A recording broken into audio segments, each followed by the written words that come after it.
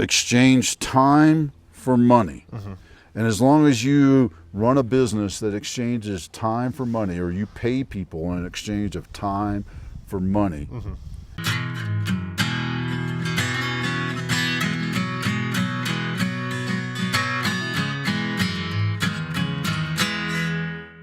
Hey, welcome to not the Camden and Otis show. Boy, when you think about it all morning and then you come to do it. Welcome to 10X Your Team with Camden and Otis. We are a leadership podcast where we talk with other lifelong learners about making an impact and doing something else. Solving big problems. Solving big problems, like my poor memory, as I do every time I step away from the script. The vapor lock happens. The nice thing there is I do the same thing on the outro, but not as many people see the outro. That's right. That's right. They see the intro and they see that Otis still can't remember it, even though we're 350 shows in. Yes, sir. Congrats. Yeah. That's right. Congratulations. And we are on location.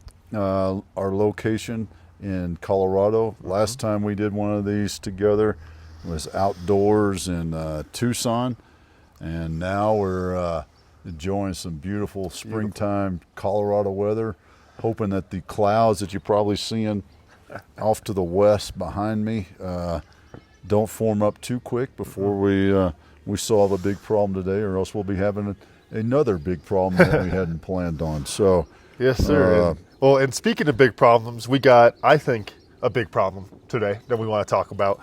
And it's one that I don't think is a big problem yet, but I see it coming down the pipeline. I think that some of the changes with work from home and those kind of things, we're going down this path, we're having these conversations, and Dad, I ain't heard a good answer yet. So I think we should try to see if we can come up with an answer on this. Okay.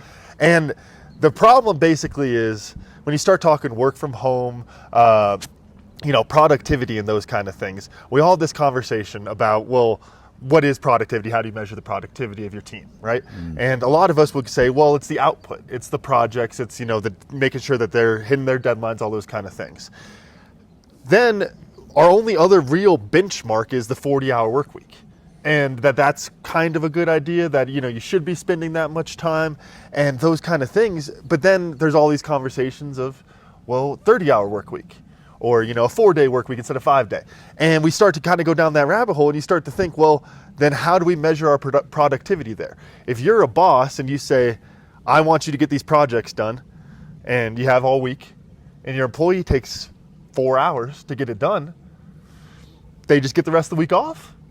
I don't know, I'll throw it over to you, boss. Yeah, well, that's an interesting thing. And, the 40-hour work week, it's been around for a long time, and that was created during the industrial, not the Industrial Revolution, but I think labor striked. That sounds weird to say strike, but it was a labor protest to get limited to 40-hour work week. Yep. Because before that, it was you work your ass off until the boss says you can go home. I think where we're at now is we're somewhere between the 40-hour work week and the Tim Ferriss, good buddy Tim Ferriss, who wrote the book, The 4-Hour Work Week. Now, what Tim will tell you is he didn't mean only work 4 hours a week. He meant you need to be focused, and if you're focused, you can get things done a lot quicker. And this really goes back to one of the things that I learned very early on within my first year of leaving the Army, because the military, it's 24/7, and there's a lot of hurry up and wait in that 24/7. In a digression of that, folks, you have to show up at the airport 2 hours before your flight, right? Or else your luggage may not get on the flight. Well, in the Army, that 2 hours is 3 hours, and it has nothing to do with security or anything else. And by the way, that 3 hours is not really 3 hours. It's 3 hours and a half hour, and then add another 15 minutes and another 15 minutes. Because you know what? If you're not early, you're late. Well, it all comes back to how much work are you doing? And I think it's a real issue, because how do I measure productivity of, what's the outcome that I want to get? Is it, you've attached 4 bolts today, so now you can go home? Or do you continue to attach bolts until you've reached 8 hours? And I think that's the differentiator of it and the thought process, because it's a complete change in how we work. And that's part of the reason that many people in leadership roles in businesses are uncomfortable with work from home, because they cannot put their hands around what it is they're trying to get their team members to accomplish. Yep. And if you can't put your hands around it, then how do you measure it? Other than, well, how many hours did you work today? As opposed to, well, how many posts did you do? How many contacts did you make to get more people into our sales funny funnel? Funny funnel. Funny funnel, coming soon. And those sort of things. And I think that's the aspect. And it's hard. It's hard because we've been brought up, and our mindset has always been exchange time for money. And as long as you run a business that exchanges time for money, or you pay people in exchange of time for money, even salary people, because I held several jobs before I started focusing fully on Tribe and Purpose, where even though I was a salaried employee, I had to fill out a timesheet each week that showed how many hours I had worked. And to the point where if I worked 50 hours in one role I was with, if I worked 50 hours, then I got paid for those 5 extra hours. It was one of these weird sort of math things. So it all goes back to it's hard to put your hand on what it is, your finger on it actually, your finger on what it is I want you to achieve each and every week. And honestly, I think what you're getting into there is, it's in a lot of ways, it just has to do with crappy leadership. And, are people really not being leaders? Like you talking about your salary there makes me think of one of my wife Jessica's jobs, Miss Jessica. I always forget, we got to do the Miss on the podcast. Miss Jessica. And she had a job, salaried, and they would go through and they'd track her hours, just like you're talking about there. And then even though they would say, hey, work as much as you need to, just make sure things are getting done, take time off if you need it, unlimited PTO. They would say all of those things, and then they're like, why'd you work 38 hours last week? Yeah. And they would hold her to it. And it's this really weird thing where you're talking about it one way and you're acting different. And I think that's the really interesting thing there, kind of going back to what you were saying of like the focus time. Is then once you actually understand what the projects are and those kind of things, you can understand what that focus time looks like. It's like if you take an entrepreneur as an example, when you're in your own business, yes, there are certain hours where you are actually working, but there's also a lot of time where you're just thinking about it while you're doing something else. You're constantly contemplating those problems. And then it kind of gets into, it's like, well, if you're thinking hourly, well then if I'm, say 30 minutes for the shower, I take a long shower, 30 minutes in the shower. You're paying the water bill. Yes, sir. But 30 minutes in the shower, round that up, I just worked an hour because I was thinking about ideas while I was in the shower. It's like, well, yes, that's kind of true. But again, going back to that example, if Miss Jessica was trying to pitch that to her boss, I don't think the boss would like it too much. Yeah. And you kind of get into this weird area where we want people to have that approach to our work, but then in actuality, I think a lot of bosses don't really know how to do it because they're not necessarily a good enough leader to be able to do it. Because like you're saying, you have to have a really good understanding of what you want your employee to do in order to be able to let them go free like that.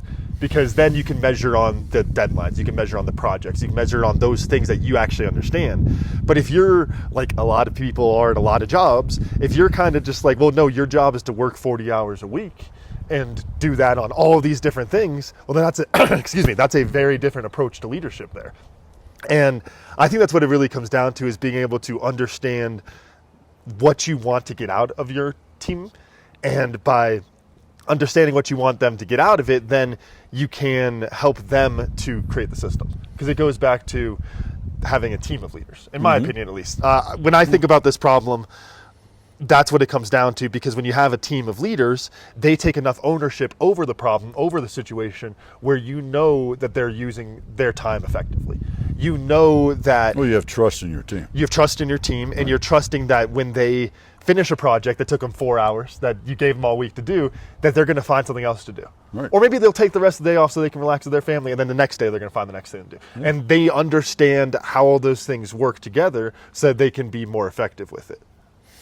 Yeah, well, you reminded me of, and we were talking about this the other day when we started thinking about this subject for today's show, is one of the roles I did, or one of the jobs I did early on with Tribe and Purpose when it was still LTO Enterprises as a consultant. I was working for a guy who had a consulting business, and it's when I got introduced to this thing called not to exceed.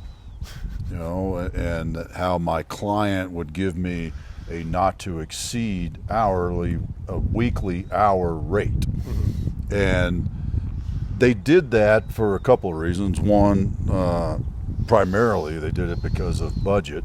So they budgeted to pay me for X amount of hours each week. And as the project moved to culmination, then our allowed time, because we had more to do, our allowed time, our not to exceed hours would increase. And what was interesting, I learned several things in that role. One, that not to exceed means, oh, so you're going to pay me for those many hours. Okay, so guess what I'm going to do? I'm going to work those many hours. That was number one. Number two was, because of where I came from and my understanding of how to get things done, I was much more efficient, and I think I still am, much more efficient and effective than other people. In other words, when I was given a not to exceed, I didn't have any problem not exceeding it because I could get things done. What I learned from the agency that hired me to do that job was, yeah, you're here working this right now, but when you go back to your hotel and you're brushing your teeth, you're taking a dump, and you're thinking about this project, guess what? You're on the clock. Yeah. I was literally told that. If you're taking a dump and thinking about this project, you're on the clock. And there's a lot of truth to that, because I'll equate it to when somebody hires me to do a keynote. And I tell them, hey, here's my rate. And does that mean that they're paying me an hourly rate of $10,000? No. No, they're not. I mean, that's what they're paying for. That's what it seems like, right? Oh, so Otis, you hired Otis for $10,000 an hour. No, you hired Otis to give you a keynote speech that will impact your team, that they will be excited about and be able to implement and be more higher performing, because Otis has done all this work up to those 45 minutes of talking. Right. And what you're paying me for is all the work. You're paying me for the outcome that I create, not the hour that I'm standing on the podium talking. And I think that's when you start to think about things in that sense. And there's a great book that Pawpaw gave me years ago when I did my first consulting gig, and that's Value-Based Fees. And value-based fees, that whole book is based on how do I convert my mindset from not to exceed, because not to exceed is a farce. Because if somebody says, hey, Otis, I want to hire you to do some work for us, I'm going to pay you for the next 6 weeks, not to exceed 20 hours a week. Okay, guess how many hours I'm going to work? 20. 20. Every time. Right? And no, I've done some things where I've worked less than that, and I've done some things where I've exceeded those hours and not billed the client because I needed to get more things done. But in the end, it's doing a disservice to the person that you hire, the consultant that you hire, and the client. Because you know what, if you need the job done, then pay for the outcome. And that's a hard, goes all the way back to the 40-hour week, the work from home. It's the how do I measure success? How do I measure progress in your effort if I'm not watching you put the time card in, click, and then when you go home, put it in, click to punch out? Yeah, I think one of the interesting pieces about it is how much of it is just like a framing problem, the more we talk about it, of the only point of reference we have is 40 hours. That's really our only benchmark. And so everything we're talking about has to kind of reference back to that to some extent. That's like the law of physics type thing, where it's like everything has to keep going back to that to some extent. And then then the question kind of becomes, well, how do you reframe it? And I think that's an interesting idea there, which is then how do you go, like you're talking about that book, value-based pricing. Value-based fees. Value-based fees. Dang, I almost had it. I haven't read it. But you go back to like what you're saying there of like flipping that mindset, and it's you need to find something else to benchmark off of. Because I know I did that all the time as an entrepreneur. I do it now as I'm salaried. Like this idea where you go through your week and I'm like, trying to see, do I need to do more today? Do I need to push myself more? I talk about this all the time. There's always work to be done on the farm. That's like that entrepreneur mentality. There's always something else to do. Do I need to do that now? Yeah. Do I need to keep doing more today? And when you start asking yourself those questions, you go back to that. And I go, well, did I work 8 hours today? Did I work 40 hours this week? And you start to ask, and it's like, well, that's not how I'm supposed to do this. And so you keep going back there. So I think that's the tough part, is trying to resist using that 40 hours as the benchmark. You have to pick a different benchmark. And I'll throw that over to you quickly. What do you think, anything come to mind, because you did read that book, of what that other benchmark could be, or another way to frame the problem so that we're not always working from the 40-hour work week? Yeah, well, it comes down to what's the value you're providing, and how valuable is it. There's several ways of doing it. It's a bit of an art form. The first couple of times that you bid on a job, you have to. The only base point you have is, well, what's my hourly rate, and how many hours do I think this is going to be? And then as you start to understand it more, you're able to adjust. Well, I bring this experience. What's the value that I bring to the project? Back to the keynote. What's the value that I bring to that stage for your client? Well, there's a lot, right? All my experience in the military, all my business experience, all my other speaking times I've done, all the podcasting, all those things. You're paying for all those things. And I have to understand my value, and I have to convert my value to monetary. Then the other aspect of it is, well, if my value is 10,000, let's just say $10,000 is my value. Well, the client has to see that they're getting more value out of it. What's their return on investment? And generally speaking, it's going to has to be at least double, if not 10x the value. Generally speaking, for a client to say, man, that's what I need, they've got to see a 10x return on it. When I work with a client, whether it's one-on-one coaching, our leadership development system, our fractional COO, they've got to see that by paying for that service, they're going to see a 10x result in the end. And if they can't see that, then I have to change how I present that. If they say, hey, I want to hire you for $10,000, and they only see a $10,000 return, well, they're only breaking even. And last time I checked, I'm not investing things in my business unless I see more than what I'm paying. right? I want to have a return on investment. Remember the ring I was talking about? Yeah. I know. Well, that's to, you got to be at a very different size of business to be comfortable with a 1 or 2% return. That's Walmart. That's Walmart economics. That's not normal economics.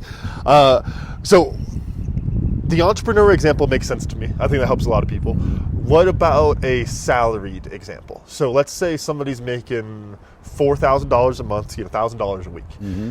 They can look at it and say, am I providing that $4,000 in value to the business? Am I offering, ideally more value than that to our organization through my time? How would you start to use that, actually, of looking at working backwards from that into, did I do enough today? Did I do enough this week?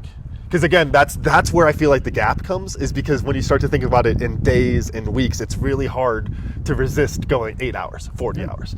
So take that, we'll use those arbitrary numbers. So $1,000 a week, then what would your process be to see if you're providing that value? Well, as an individual looking up into the business, you have to see, well, what value am I providing to the business? How do I fit in to the business's overall success, and understanding that? That's number one. On the flip side, or really not on the flip side, but in a more rudimentary way, one of the things that I teach to particularly my veterans that I'm helping transition into the civilian workforce is they need to 3X. And what I mean by that is if the employer is paying you $1,000 a week, then you need to bring $3,000 into the business every week. How are you doing that? And that's your measure. What is it that I'm doing that is contributing to the business making $3,000? Because there's $1,000 for my salary, there's $1,000 for taxes and benefits and all those other things. And then, oh, by the way, back to what I just said a minute ago, is I don't want to break even as a business owner. I want to make money. So I need to do $1,000 profit. And if you as an employee have that understanding and attitude of, for every dollar I make, I need to bring 3 in. I need to 3X everything I make for the business. Then we're starting to talk about that outcome of productivity. Now, I want to jump back to something on the outcome piece, because I learned this from Tony Robbins, and he teaches this. I think it's part of his RPM, his rapid planning method. And what he talks about and what he teaches is, don't plan your days with a task list, plan your days for outcomes. Plan your weeks for outcomes, and have that better understanding of, well, what's the outcome that I want to achieve? How do I get there? What do I want to do? By doing these things, what's the outcome? And understanding the outcome, because then when you understand the outcome, then I can look at these tasks and I can fall into the 80-20 rule. That's the mindset we have to flip into in business to get away from the 40-hour work week, the exchanging time for money. Is, well, how many pickup trucks do we need to build this week? And if we build that many pickup trucks by Thursday at 1,700, then you know what? Do we have to decide, as a business, do we start building more pickup trucks tomorrow? Or do we take the next day off, or use that day for training to increase our efficiency and effectiveness, and do it that way? So now we're no longer building on, well, punch the time clock. It's, well, what's the outcome? How many proposals have you written? How many social media posts do you need to do? And the beauty of this is this takes big thinking. Yeah. So if I need to make 3 sales in a week, okay, well, how many phone calls do I need to do that week? Okay, well, let's say we'll do some easy math. So 10 calls per sale. 10 calls per sale. So that's 30. If it's 10 calls per sale, so that's 30 calls in a week, right? Well, how many engagements do I need to get 30 appointments in a week? And how do I get those engagements? Are they phone calls? Okay, that's one method. So how many phone calls has to happen in a week to get 30? Or maybe only half of those 30 are from phone calls. Maybe the other half are from social media engagements. And if you start to do this math, then you can get away from what's my time? How many hours did you put in this week? It's what's the outcome? How many sales did I make this week? That's the difference. How many, and then I can back that out. Well, how many interactions did you do? How many hands did you shake? Right. How many Babies emails did you send? How many phone calls did you make? And that's also, I mean, sales, that's big on sales. And that's a great way to measure, because it's not how many hours did you work, it's how many impressions did you get. Right. Which is also then you're boiling it down to something that's inside of your control, which is the really nice thing there. Now, we said it's a big problem. I think there's a problem that we're kind of missing. Or I think this all sounds really good, and I think when you get into application, there's a problem I see happening, I guess. You have a team. You picture your business, let's say you have 50 employees, right? And everybody kind of starts to have this mindset. Let's say 50 employees, I'm sorry, a lot of public math in this episode, folks. Oh, yeah, no kidding. $1 million a month, let's say. This is what the revenue generation is for the business, right? Each employee, if they're good at sales and good at understanding how they need to talk about value, I mean, I'm going to argue I made that $1 million. That was me. And you're going to argue you made that $1 million. And then it kind of gets into a weird area there of how much you're actually connecting with it. If you think about somebody inside of a business, let's say something like HR, they're not generating revenue, but they're keeping the business running. And so none of the other things could happen without them. So do they get that $1 million? Do they add that value? And do you see what I mean there? Where it's like, it's like, that's why I compare it to sales. It's like anybody who's really good at sales. Shoot, at the pub yesterday with Camp and Liam, my good buddies, we were joking with the beer there of playing the brick or the pin game with the beer. Well, what does this beer really do? Yeah, it is refreshing. It does buys you time with people around you, and you start listing out all these different things. If you're good at sales, you can tie yourself to all of the value inside of the business. Right. So I guess, is that a problem? What is that like? How does that? How does that influence what we were just saying? Yeah, that's an interesting problem, and that is some. I think that's not math; that's calculus. Because it reminds me of the great story I was told a number of years ago about the janitor in the hospital, who understands his role in the success of the hospital. And his role in the success of the hospital was making sure the rooms were cleaned and disinfected so that the patients could have a better opportunity to heal.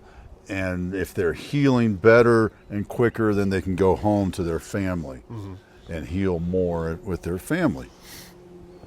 That's an interesting spin on it, because what's the monetary value of that?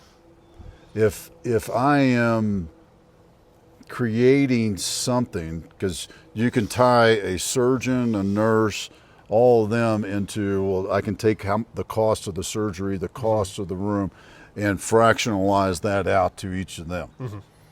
The janitor falls into more what you're talking about with HR and other positions that are overhead, that don't have a direct bill. Direct bill is very easy. That's easy. How do I differentiate the value that the janitor brings to the organization? If he's keeping the room clean so that the patient leaves, so that I can bring another patient in, I don't see how that math's a little bit tougher. Do you need to differentiate? And I guess, and kind of going back to my example of like the $1 million revenue, everyone can tie themselves to it. Is that a problem? Is that, if we're all thinking we're bringing in $1 million, does that hurt the team in some way? No. I want everybody to think that their effort has contributed to the success. What I'm getting to is, well, how do I measure that effort and directly attribute it? One of the things I challenged Miss Suzanne with her business, because all of her employees are hourly, and how do you take that, and you and I have talked about this too with marketing.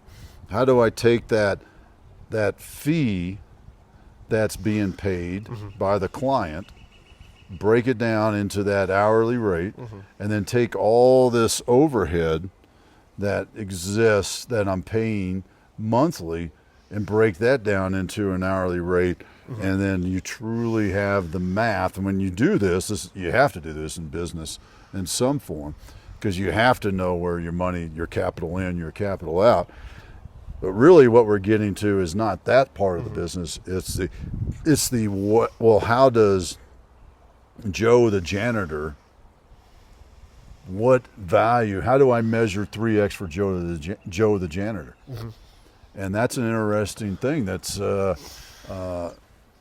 I mean, we can guess at it, but there's that tie is very difficult. Direct tie back to it is difficult to come up with that math. And I think you're not always going to be able to get a direct tie, and not be able to do that math directly, because it is going to get messy.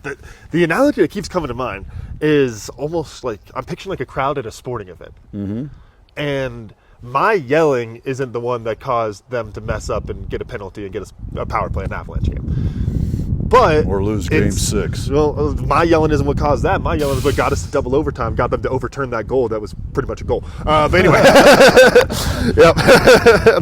Not a delusional Avs fan, delusional Cowboys fan. That I am. Yes. But no, the idea that you're tying yourself to this outcome. Every person at Ball Arena that's wearing the right jersey, at least, their yelling, their cheering is tied to that positive outcome of getting the team motivated, getting them going, all that kind of stuff.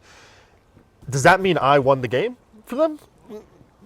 Maybe. But I think then what gets interesting. Tell you what, when they won the Stanley Cup, I sure as heck felt like I helped them win. And that's the thing. I've done that, dude. That's to full disclosure. That's one of my favorite, like kind of like dad type jokes at a sporting event, is yelling at a game and then they get a false start and like, that was me. But is that a problem? Is there an issue of everybody in that arena thinking that they were the ones contributing to it?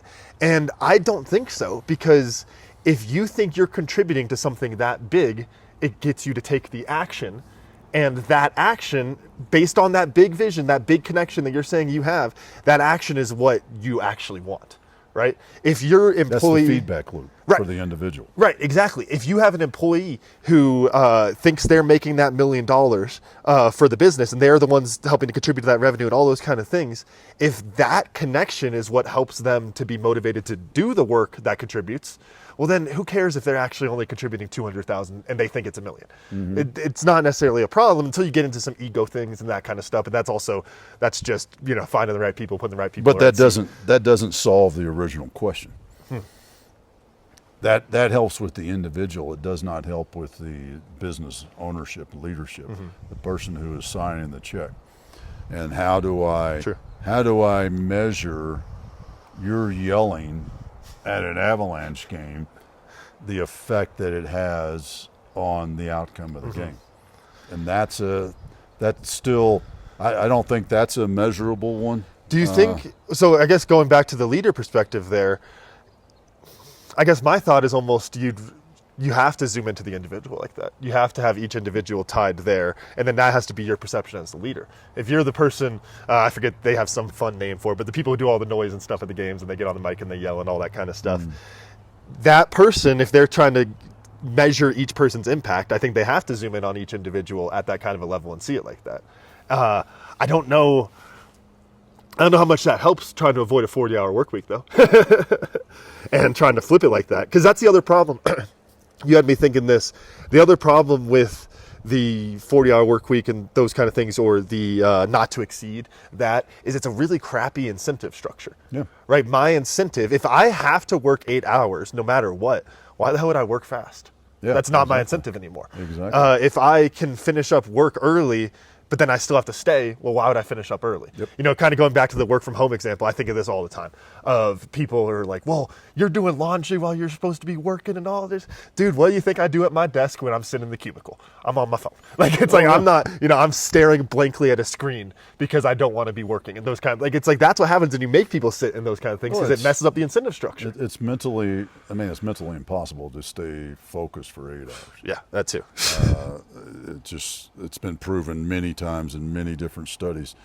And, you know, I learned to attribute it to when I got up from my desk when I first started doing, working for different companies, doing work out of the house. And I'd feel bad about going and putzing with something in the garage for 15 minutes. And then I'd go, wait a second. You know what? If I was in the office and I'm standing in the break room, goddamn right, I'm probably standing there shooting the shit about the game last night. Oh, yeah. With, you know, Joe that walked in or even not even the break room, just walking down the hall and it's like, oh man, hey man, did you see the game last night? You know, and next thing you know, you're talking for 15 to 20 minutes. I'll give you an anecdote to that from Pawpaw. This was, I think it was in the late 80s. Pawpaw was telling me about the Air Force, and this is when they were just standing up the F-16 project, and they were getting a lot of, I guess, ridicule or something. They were getting some bad press. Lockheed Martin or General Dynamics at the time, maybe. I think it was GD at the time. Was getting some bad press on cost overruns and things like that. So the government said, well, we need to get down there to Fort Worth and the plant, and we need to supervise these contractors because they're and there's a much longer story to this whole thing. But basically what happened was the federal government sent down Air Force officers to walk around the plant, the larger aspect of General Dynamics, where they were building the designing and building the F-16. And these guys were walking around with clipboards and writing people's names down that were shooting the shit at the water cooler.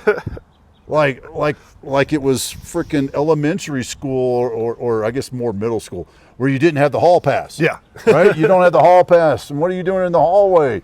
You know, I'm taking your name down because I'm the hall monitor, you know, and that sort of thing. And the stupidity of that. Pawpaw telling me about that years ago. And all I could think of was how idiotic is that to expect that I'm there for 8 hours and I'm 100% focused for 8 hours. Well, doesn't that go back to, and I'm messing this up, it's been a while since I took a true like management, like academic type class. That's the theory X, theory Y, isn't it? The idea that basically the two approaches, I might be totally screwing this up, so sorry folks, put it in the comments, help me out. But if I remember right, theory X was basically the widget factory type, what you're talking about there, of you need to be doing this, and you like naturally, I think it kind of goes back to the idea that people will screw off and they'll do all those kind of things naturally, so you as the manager have to keep them in line and keep the widgets and count the widgets and make sure they're not talking the water cool and all those kind of things. And it's just, it doesn't work because it's a crappy summation of the humans that you're working with. And I think that's where a lot of these things come down to. I mean, how often on this show do we get to a point where we're like, yeah, it's just a human problem. And then it's just, when it's a human problem, the management issue or the leadership issue becomes how well can you approximate the human that you're working with into a system, because you're not going to get it totally right. And I think that's really, without patting ourselves on the back too hard here, that's the beauty of the team of leaders, I think, is because they help you with that approximation because they know themselves. If you are doing that top-down leadership and you're trying to force people in and you're saying, Otis, you're spending too much time at the water cooler. You made 10 widgets today. Shoot, I think you could have made 12. And you start going down that, like it doesn't work. But when you have a team of leaders and it's you going, I could have made 12. That's a very, very different way of looking at it. And I think that's the beauty of the leadership or the leadership solution to the human problem there. And I think that's really, because you get into the incentive structures, the framing, all those different pieces there, just goes back to leadership and being able to understand your team, understanding their roles, understanding the outcomes you want from them. And then inside of that structure, then all of a sudden the hourly things don't add up as much. And then I think it's just then we just have to resist the ease of going back to it. Because the reason you have the theory X, if I got my memory right on that, I'm not sure. But the reason you start off there is because it was easier. Mm-hmm. And then theory Y, where you have more of the freedom and flexibility. Maybe we're at Z now, I don't know. But I got called old management professor. But as we build better systems, we change the way we treat the humans inside of those systems. And so that's, I think, the really interesting thing there is like continuing to create that better system, not going back to the easy thing of it has to be 40 hours. It has to be X number of widgets. It has to be this. It's a cop-out. It really is, right? Yeah. Yeah. Which gets me thinking about what we learned, and for me, I learned that you really thought that you helped get that goal overturned in the Avs loss in Game 6, which would have made for a much shorter night for you. Oh my gosh, yeah. And folks, if you want to go back and look at that, it was a goal. All the talking heads will tell you it was a goal. It didn't make a difference. Now the Avs had won. The Stars would really have a case. Yeah, but that didn't happen. They still won. Stars. I learned that you thought you're yelling, and from what your wife said, you were yelling. Oh yeah. You thought that your yelling helped overturn that goal. Yes, sir. Camden, what did you learn? Yeah, I think for me the interesting thing there was like making sure to continue asking the questions. Of like when we kind of laid it out of like, well, I feel connected to that $1 million. I feel connected to the goal. And then you kind of reach that point and there's this like little assumption where you go, well, not everybody can be connected to the $1 million. And we stopped and we went, why not? Yeah. And you start to really reframe things like that. I think that's when we start talking about like how easy it is to just do the widgets in the 40 hours. The only way you get to a better system is you continue to ask those questions. Yeah. You kind of say, hey, well, if everybody does think they're making $1 million, and if everybody stops working 40 hours and they get their own time, what happens? And it's like, well, I don't know. Let's find out. And kind of being willing to experiment with it and continue to ask those questions. And, I think that's good leadership. Yeah. Good problem solving. And if you want to learn how you can shape your business to achieving outcomes and have your team be focused and understand how they are a value-added contributor to all aspects in the outcome and success of your business, then give us a call. Go to 10xyourteam.net and sign up for a quick call with me, and I'll help you understand. I'll help you start to build that strategy. And understand how leadership is the key aspect that 99.9% of every business and every individual, truthfully, is missing. Yep. We all need better leadership. We need better leaders in the world. And that's what we do here at Driving Purpose is create a legacy of great leaders. So, I want to add one thing there, just because truthfully, we talked a few different times about this subject before we recorded here. I had a long conversation with Miss Jessica about it. It's why I called you the next day, pitching you the idea for an episode.